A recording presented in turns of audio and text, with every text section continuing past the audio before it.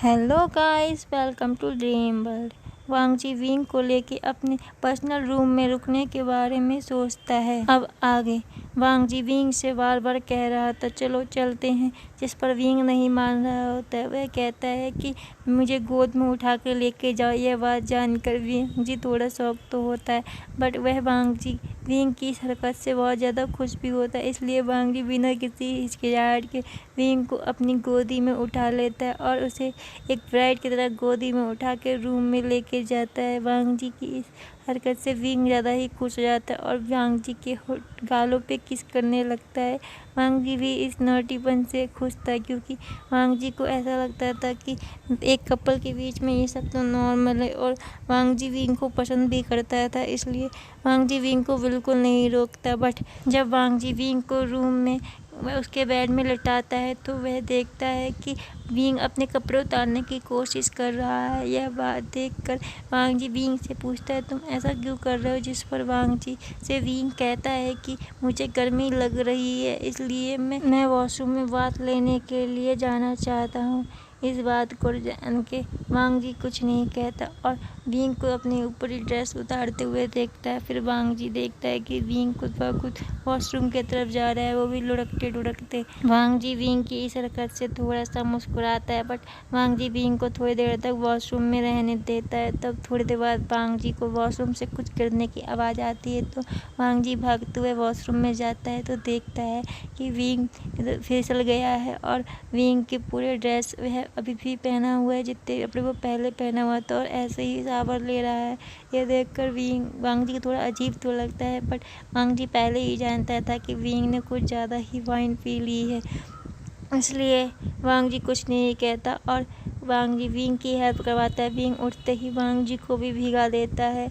इस बात से वांग जी को कोई दिक्कत नहीं होती है, बट वांग जी थोड़ा अब हैरान होने वाला था, क्योंकि विंग वांग जी को किस कर देता है। इस वजह से वांग जी को थोड़ी हैरानी होती है, बट वांग जी विंग का साथ देता है और वह दोनों ही किस करने लगते हैं। किस करते करते वांग जी को पता ही नहीं चलता कब विंग वांग जी को लेके वॉशरूम से बेड की तरफ आ गया था। वांग जी को यह पता ही नहीं चला था।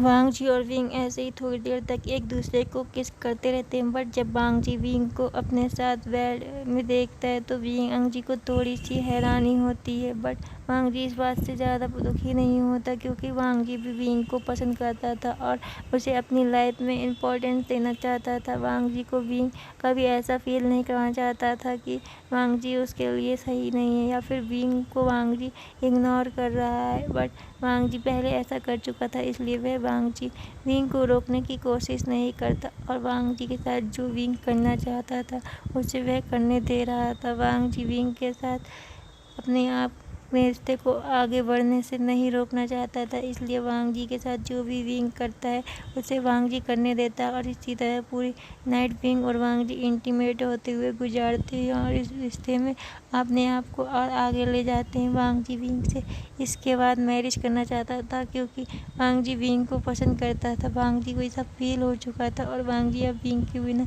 रहने के बारे में सोचना भी नहीं चाहता था। बट अब कुछ ऐसा होने वाला था जिसके बारे में वांग जी ने सोचा भी नहीं था। वांग जी की पूरी बॉडी दर्द कर रही थी।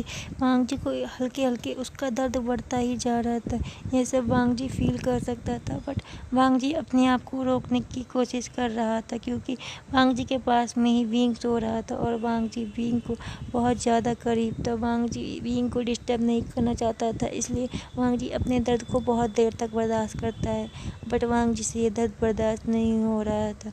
पर वांग जी अपने आप को बहुत ज़्यादा रोक रहा था। वांग जी इतना ज़्यादा रोक रहा था कि वांग जी के आंखों से आंसू आने लग गए थे और वांग जी की पूरी बॉडी दर्द से चिल्लाना चाहती थी, बट वांग जी को इतना ज़्यादा कंट्रोल कर रहा था, यह तो वांग जी ही जान सकता था।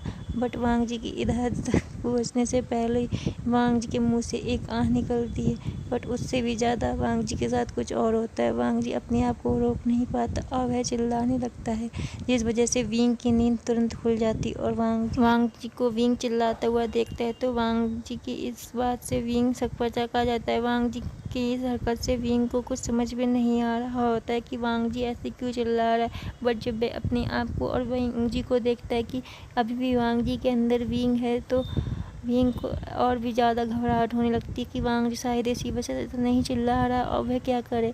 बट वांग जी के लिए विंग इतना ज़्यादा घबरा गया था कि विंग एक ही बार में अपने आप को बाहर निकाल लेता है। बट वांग जी अभी भी अपने दर्द के मारे चिल्ला रहा होता है, जिस वजह से विंग सोच रहा होता है कहीं मुझे डॉक्टर को तो नहीं बुला लेना चाहिए।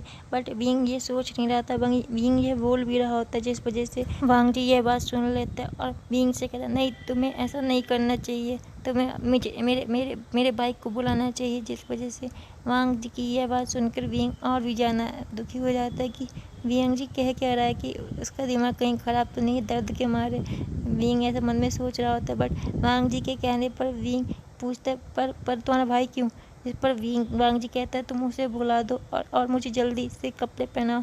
ओह, वांग जी की इस बात को सुन के विंग जल्दी से वांग जी को कपड़े पहनाने लगता है और वहीं वांग जी इस पूरे टाइम चिल्ला रहा होता है। वांग जी ने बड़ी मुश्किल से यह शब्द बोले थे। वांग जी अब पूरे टाइम चिल्ला ही रहा होता है। वांग जी से इतना ज़्यादा दर्द हो रहा होता है और वांग जी की चीखें सुनकर विंग सब कुछ भूल जाता है कि उन लोगों ने नाइट में क्या किया था और उन लोगों के बीच में क्या हुआ था। विंग इस बात को इतना ज़्यादा गहरे तरीके से ले लेता है, कहीं ये मेरी वजह से तो वांग जी के साथ नहीं हो रहा होता है। फिर वांग जी विंग से पूछता है कि मुझे तुम्हें पेन किलर खिलानी चाहिए, जिस पर वांग जी मना कर देता है। और फिर थोड़ी देर बाद वांग जी के भाई सी-चैन उस रूम में आ जाते हैं। वांग जी कुछ इशारा करता है सी-चैन पर, जिससे सी-चैन समझ जाते और फिर वह विंग से कहते हैं कि तुम्हें अब जाना चाहिए, जब वांग जी ठीक हो जाएगा मैं तुम्हें बता दूंगा। विंग जाना तो नहीं चाहता था, पर जब वांग जी भी विंग से जाने के लिए कहता है और कहता है कि मैं नहीं चाहता तुम मुझे इस हालत में देखो, इस तरह से तड़पते हुए, तो वांग जी की बात विंग मान जाता है। और फिर विंग को ना चाहते हुए भी वांग जी और सी-चैन की बात माननी पड़ती है। पर वांग जी और को छोड़ के विंग ऐसी हालत में जा भी नहीं सकता था, इसलिए वह रूम के बाहर ही वांग जी का इंतजार करने लगता है। बट विंग को रूम के बाहर कोई आवाज़ नहीं आ रही थी, क्योंकि वह रूम साउंड प्रूफ था और विंग अब कुछ कर भी नहीं सकता था। और वांग जी ने उसे रूम के अंदर मतलब कि वहाँ से जाने के लिए कहा था, इसलिए विंग बाहर ही इंतजार कर रहा होता है और वह बहुत सोच विचार रहा होता है कहीं उसकी गलती तो नहीं। अब रूम के अंदर वांग जी अभी भी दर्द से चिल्ला रहा होता है और सी-चैन से वांग जी कह रहा था भाई आप इस बारे में विंग को कुछ मत बताना, विंग से इस बारे में कुछ मत कहना कि मुझे इतना ज़्यादा दर्द हो रहा है और मेरी इस कंडीशन के बारे में भी कुछ बताना। तो सी-चैन कहते हैं तुम्हें जब इतना सब कुछ पता ही था तो तुमने ऐसा क्यों किया। वांग जी कहते हैं मैं विंग को पसंद करता हूँ भाई, और भाई मैं उसे कैसे रोक सकता हूँ अपने साथ कुछ भी करने के लिए, वो मेरा प्यार है भाई मैं उसे बहुत ज़्यादा पसंद करता हूँ और मैं उसके बिना रहने के बारे में सोच भी नहीं सकता। भाई मैं उसे नहीं खोना चाहता था, इसलिए मैंने अपना सब कुछ उसे दे दिया। इस पर वांग जी की ये बात सुन के सी-चैन हैरान नहीं होते, क्योंकि वे जानते थे कि उसका भाई ऐसा सब कुछ कर सकता है विंग के लिए, और उसने आखिरकार ये कर भी दिया।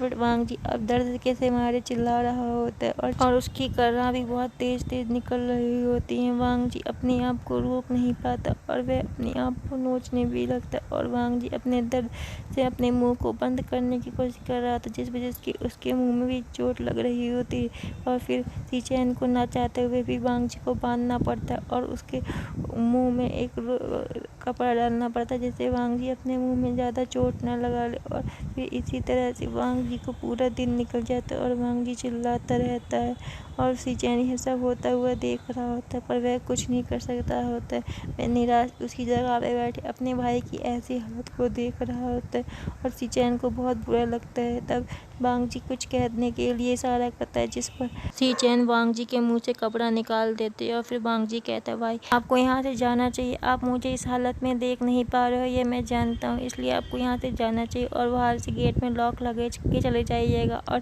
कल आप आइएगा, मैं कल तक ठीक हो जाऊँगा। जिस पर सी-चैन कुछ नहीं बोलते तो वांग जी कहता है भाई आपको विंग को समझाना होगा कि यह सब उसकी वजह से नहीं हुआ है और आपको उससे यह भी कहना होगा कि मैं ठीक हो गया हूँ, बट मैं अभी किसी से मिलना नहीं चाहता, कि मैं अपनी वीकनेस किसी को दिखाना नहीं चाहता।